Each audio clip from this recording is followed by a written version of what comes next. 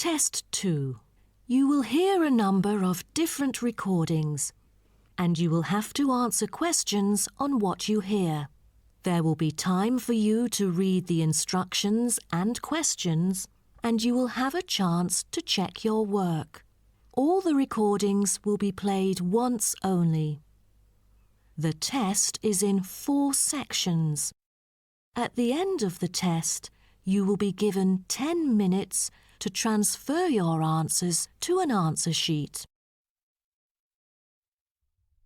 Now turn to Section 1. Section 1. You will hear a telephone conversation between a teacher from the art centre and a female student's father about her art courses. First, you have some time to look at questions 1 to 3.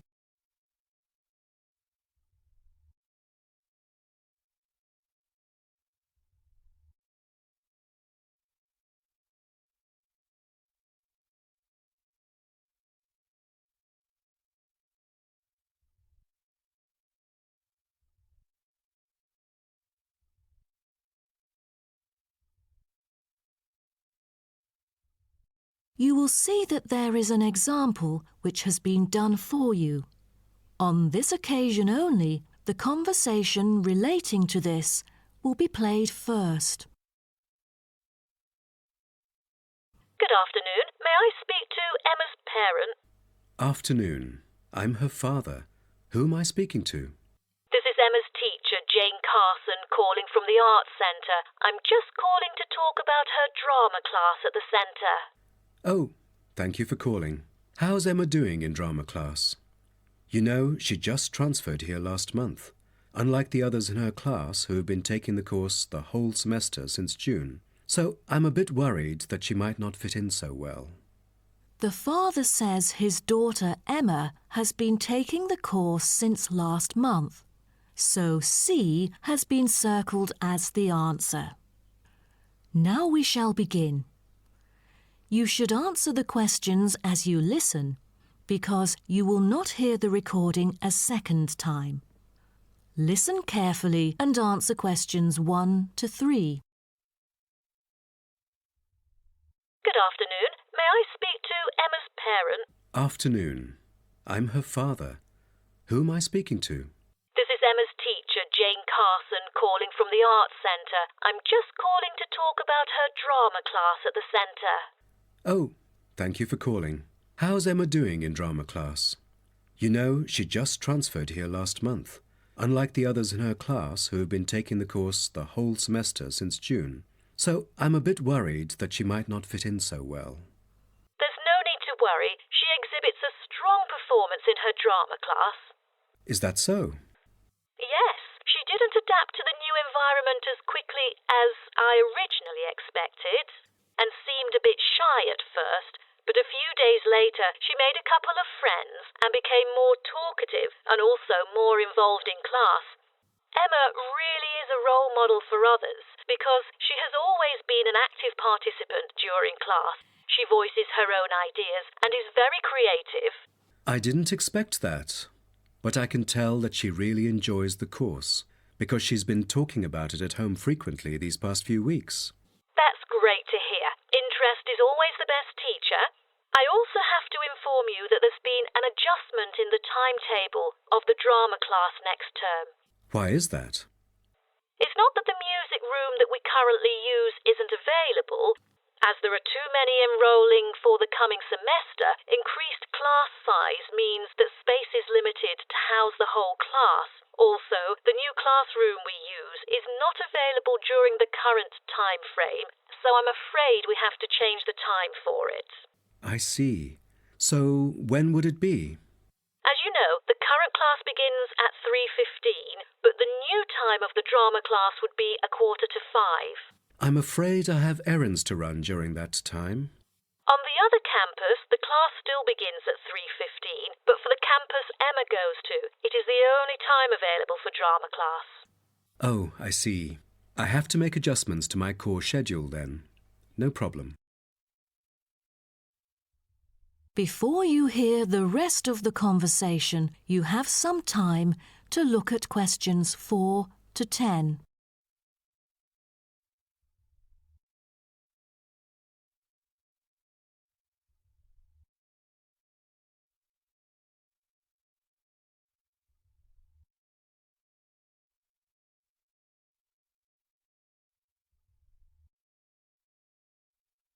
Now listen and answer questions 4 to 10. Miss Carson, I'm thinking about signing Emma up for another art course. I'm thinking about dance class. Dance class is a popular course here, a great choice for a child to shape up and have fun. But unfortunately, it is oversubscribed at the moment. I have to put you on the waiting list. That's too bad. What else can I choose from then? Could you give me some advice? Sure. Emma could take singing class as well. This would improve her musicality. Sounds good. When is that? It is held every Friday evening. That's too bad. Emma already has a swimming class earlier that evening. It will be too late for her to come home if she takes this course. There is also a vocal course available. Emma's got a great voice. I'm sure she'll stand out in the class. Tell me about it. The vocal course starts at 4:30 p.m. every Tuesday. It isn't fully booked yet. Great teacher, experienced and beloved by students. The price is a bit higher though. How much is it? It's $110. Oh, that's too much. Way over our budget. We have to cover the extra cost if we choose it. Or maybe Emma could take music class. What is it about? Learning about songs and musicals. Well, the students have the opportunity to play different instruments like the piano, drum and so on. They can also learn to write music under professional guidance. That's exactly what Emma is eager to learn. How much would it cost? It was $63 last term, but this term it is $85, $22 more than the original price. We can afford that. When does the course begin? The course starts on September the 7th. Can we start 1 week later, on September the 14th? My daughter will be on a trip to France with her mum on the 7th. No problem, and the teacher for the class is Jamal Curtis. Just contact him if you have any further questions regarding the course. Jamal Curtis? How do you spell Curtis? Oh, it's Curtis. Thank you. That is the end of section 1. You now have half a minute to check your answers.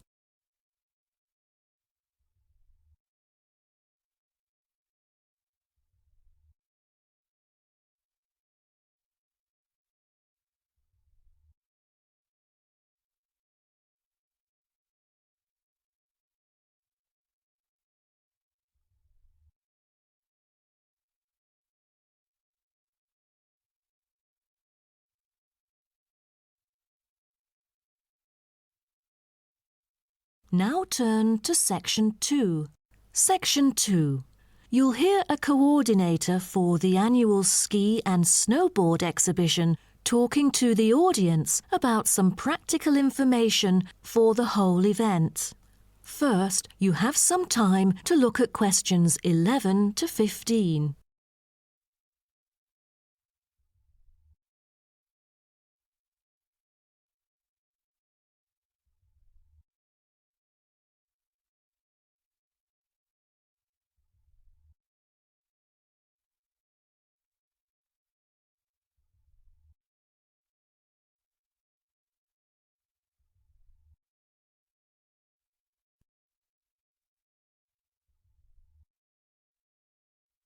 Now, listen carefully and answer questions 11 to 15. Good morning, everyone, and welcome to the annual ski and snowboard exhibition held from April the 8th to 17th. I am Mary Granger, coordinator of the event this year. The 10-day event features many highlights. As a snow sports lover, I know you are looking forward to a great time here. Now, I'd like to offer you some practical information about the whole event and what to expect from it. This might be the first time coming here for some of you, so for those who are still wondering about the right accommodation, I recommend Sky Hotel. It has its own health and sports clubs, just like most of the hotels here, but I love it because of its incredibly cosy beds, which guarantees good rest after an exhausting day of exploration. If you haven't brought your own equipment, like poles, boots and skis, they are available for purchase or rent at Ski Set or Snow Rental. The exhibition this year provides a colourful look into the history of skiing and an inspiring peek into the future prospects of the sport. Apart from the fascinating photo exhibitions and the most up-to-date skiing gear like always, this year we have added 4 computers which can imitate the process of skiing, ensuring the same physical activity and sensations that appear during the skiing process on downhill slopes. But I have to warn you that it might be quite time-consuming to line up for the free trial experience. Many have posed the question as to how to enter the skiing and snowboarding competition. Well, rather than filling out the back of the entrance ticket or bombarding the committee with emails, the most effective method is by checking out the exhibition newsletter delivered every month for availability. At the most beloved local event, the exhibition has also drawn attention from the press. Last year, massive media coverage was on the worrisome amount of snowfalls. In order to avoid the same predicament, several artificial skiing slopes have been built. With more participants this year, we have lowered the entrance fee, which has been widely reported to local newspapers. A bonus for our participants is the ski programme. It offers a wide variety of lessons and sessions with qualified instructors, ensuring that all ages and abilities are catered to, from the first-timers to seasoned amateurs. I strongly advise you to sign up for the programme, as it is offering an unprecedented 30% discount. That's mainly because we are cooperating with the programme organiser, who promises affordable prices only for the participants of the festival this year. Before you hear the rest of the talk, you have some time to look at questions 16 to 20.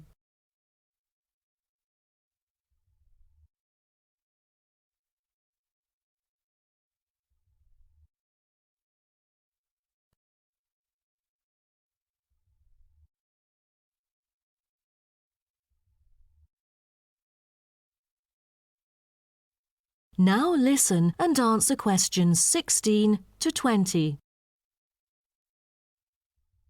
Now, I would like to introduce you to the list of presentations during the following week so that you can better plan your schedule.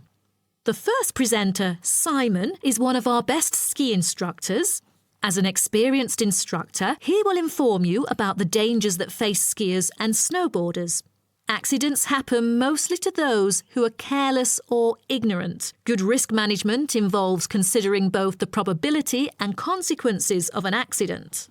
The next speech, titled Solution, is given by Jamie Kurt. A list of problems may occur to novice skiers and snowboarders, so he is going to offer useful information for first-timers on choosing the appropriate gears, the right dress code, and ways of protecting your skin. For instance, some of you may have rented the skiing equipment, but rental footwear is notoriously uncomfortable. Then, Jamie will provide instructions to help make your footwear fit better. The third speech is about a documentary introducing skiing and snowboarding and the difference between the two sports. It also depicts a group of snow lovers exploring new slopes with breathtaking views. The director, Andy Fisher, will be there, addressing the whole shooting experience. The fourth talk is about the tricks of skiing, presented by Harry Tyson. It is most useful for those who have already tried skiing, yet still need more practice to master the sport. Harry will teach you how to turn more skillfully. A lot of people can keep their skis roughly parallel, but there's no point if you make it hard to work with and slide around out of control. Useful exercises will also be suggested to improve your parallel skiing technique so that you can tackle steeper slopes and enjoy yourself more. Jason Smith will be the last presenter, mainly addressing towards advanced skiers. He manages to apply snow climbing into skiing. Climbing in soft snow, you are floundering around. Walking becomes harder, So, a good trick during climbing is to maintain a wider gait, approximately shoulder width, so that you are more stable while walking. This works for skiing as well.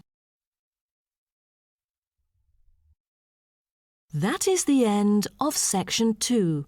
You now have half a minute to check your answers.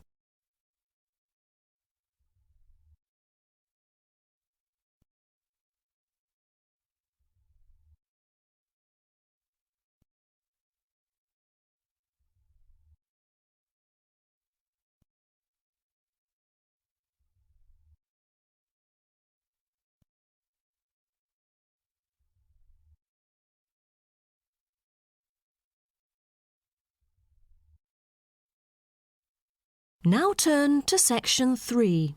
Section 3. You will hear a student called Jerry discussing a pedagogy course with his tutor. First, you have some time to look at questions 21 to 23.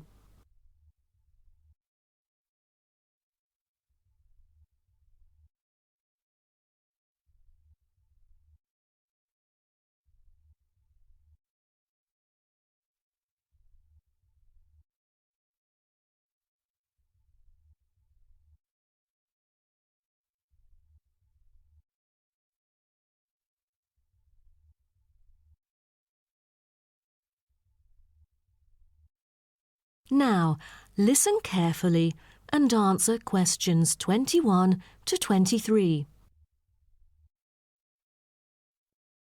Jerry, how did it go with preparing your lessons? Is there anything you would like to discuss?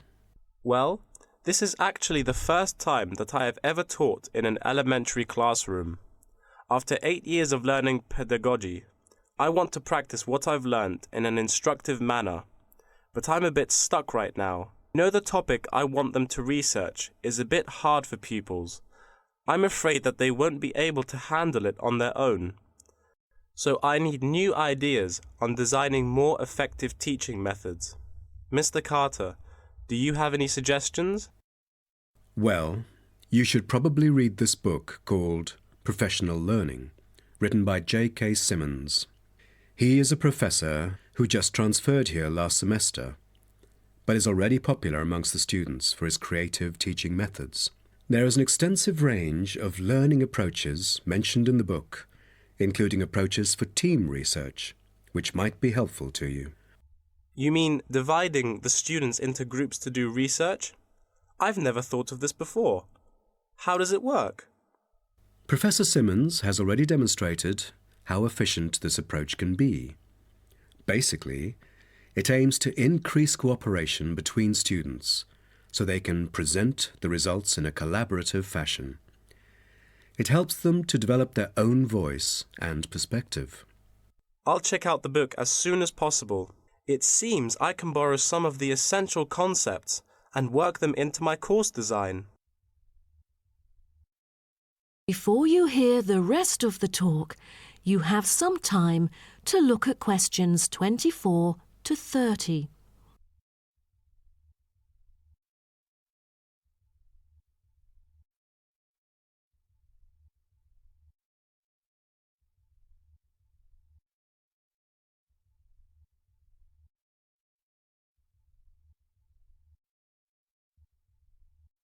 Now listen and answer questions 24 to 30.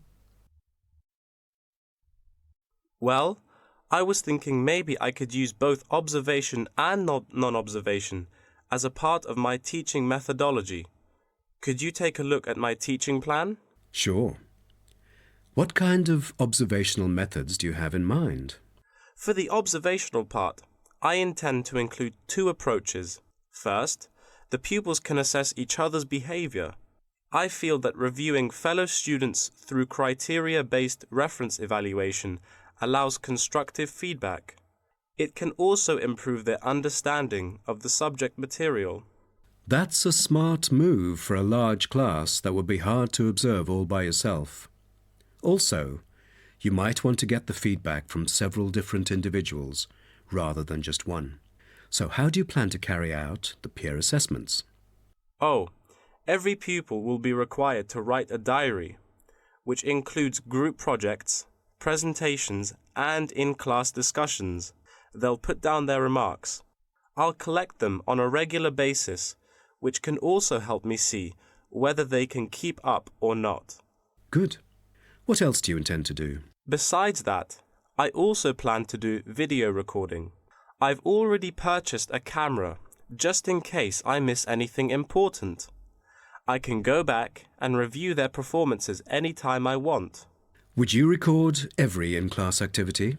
No, I'll just keep track of an in-class simulation, which would require every pupil to fully participate. Students will act as members of a city council meeting, discussing issues like whether or not prohibition should be instated in the United States. This kind of teaching method is both inspiring and challenging. I can't wait to see how yours works out. Do send me a copy of the assessment afterwards, will you? No problem. So, what do you have in mind for the non-observational approaches? Well, my plan is to quantify the statistics. Numbers do not lie. It is the most direct way to measure their performance. See how well they've learned. Where does the data come from? I'll evaluate the test results, including the midterm, final exam, and pop quizzes, which would only take up about 40% of the overall assessment. Sounds like a lot of tests and assignments. Please remember that you don't want to wear out your students. Keeping them engaged is the key to efficient learning. Once they are exhausted, they just stop trying. Oh, I haven't thought about that. You are right. I don't want to frighten them with tons of assignments and exams. I'll make note of that. Thanks for the advice. I remember last time you mentioned questionnaires, right? That's true, but it is not for my students. In fact, they have to design their own questionnaires and choose the respondents using the internet. As a complement of other teaching activities, it would deepen the creative learning process. Is that all? Oh, the pupils will have to conduct interviews of their own, and for this, they get to choose anyone they like, including relatives, friends, and acquaintances to answer the questions. Seems to me that you have figured out most of your teaching methods, but you still need to polish some of the activities.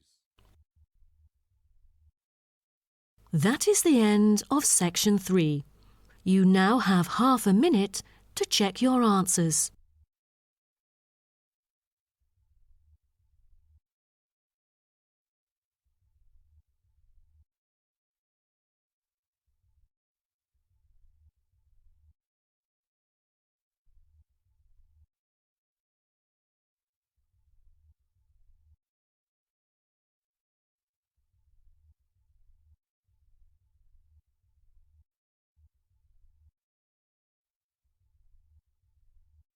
Now turn to section 4. Section 4. You will hear part of a lecture about urban migration. First, you have some time to look at questions 31 to 40.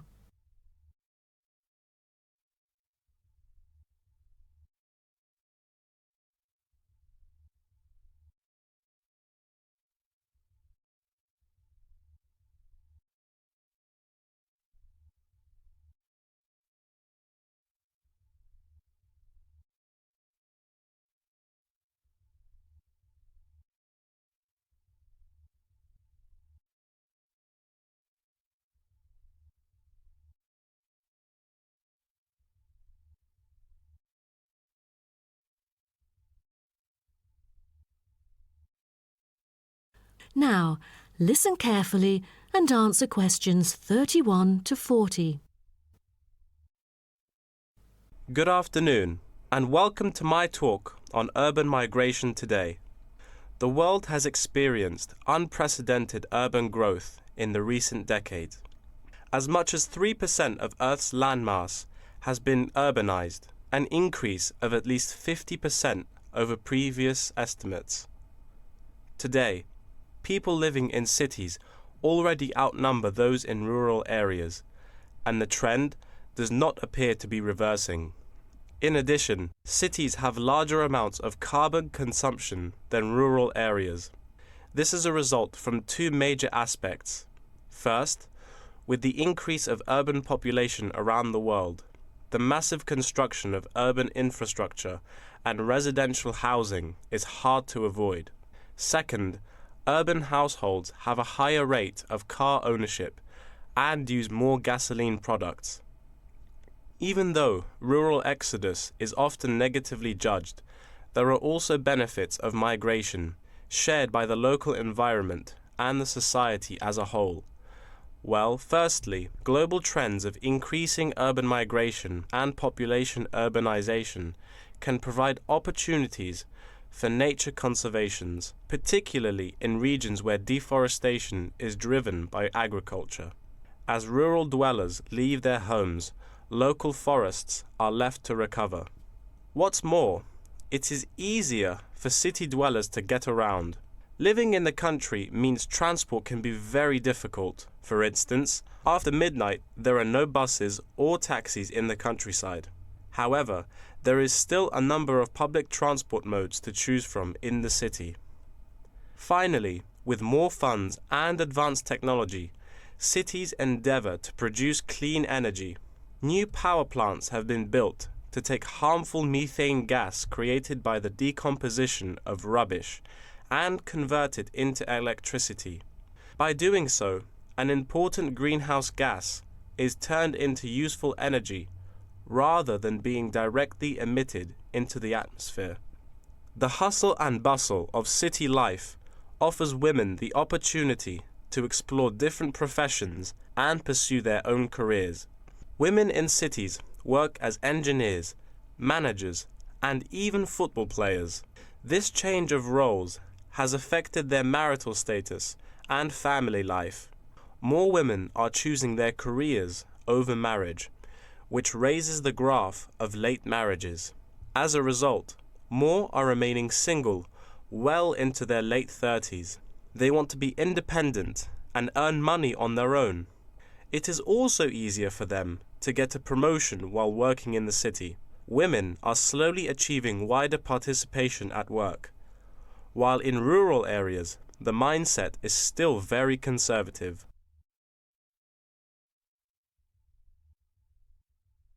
However, cities also change the way that humans interact with each other and the environment, often causing multiple problems. In general, urban wages are significantly higher, so moving to the city is an opportunity to earn what was impossible in rural areas. However, the wage difference is often offset by the higher cost of living and absence of self-produced goods, including subsistence farming. A sizable proportion of new corners attach greater importance to money and gradually abandon their former way of life, thus risking losing their culture. These new city residents are also faced with another problem. According to statistics, crime rates are significantly higher in densely populated urban regions than in rural areas.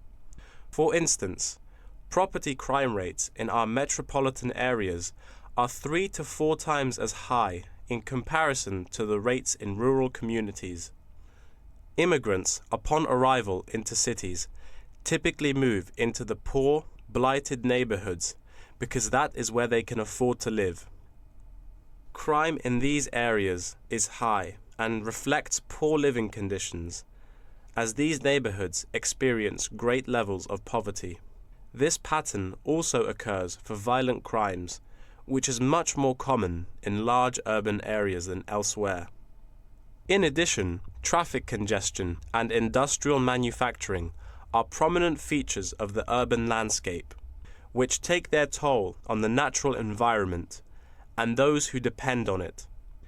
Air pollution from both cars and factory emissions affect the health of countless urban residents. Rural to urban migration can boost the urban economy.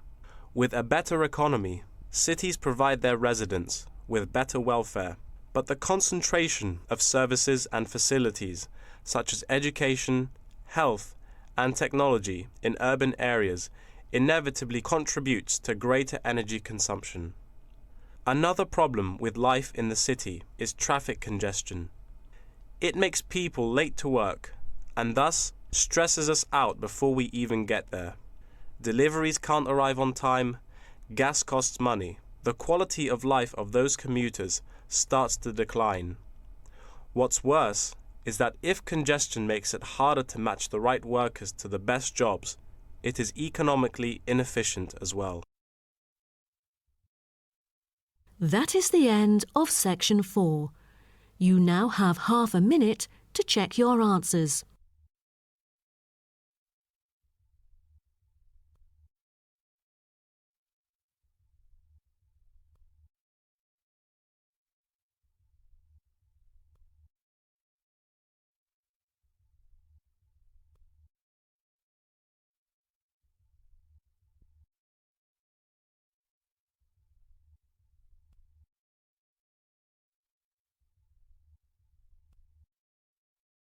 That is the end of the listening test.